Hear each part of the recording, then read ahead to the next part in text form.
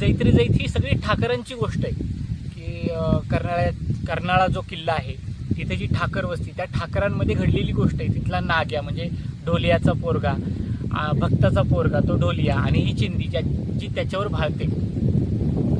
तर हा जिवंतपणा येण्यासाठी, ठाकरेणीच्या अनुभवात जिवंतपणा येण्यासाठी त्या काय करायच्या, तिथली ठाकराची पोरं त्यांच्याबरोबर खेळत बसायच्या, किंवा ठाकरेंनी कशा मूलकडेवर मारतात आणि पूर्ण ठाकरवाडीत हिंडतात, तर तशा त्याही एकदम छोटी जी बाळं असतील ते ठाकराची, ती बाळं घ्यायच्या आणि त्या वस्तीमधून हिंडत राहायच्या. आणि याचा परिणाम काय झाला होता की त्या ठाकराच्या बाळांना, मुलांना जी खरूज होती ते त्यांनाही ती खरूज झाली होती 15-20 दिवस त्यांच्यामध्ये वावरल्यामुळे. आणि जब्बार पटेलांना टेन्शन आलं होतं की हिरोईनला खरूज झाली तर शूटिंग वगैरे थांबते का काय, पण त्यांनी थांबवलं नाही. स्मिता पाटीलांनी दोन्ही गोष्टी थांबवल्या नाहीत. त्या ठाकरांच्या बाळाबरोबर फिरणं, खेळणं हे सुद्धा थांबवलं नाही आणि शूटिंगही थांबवलं नाही.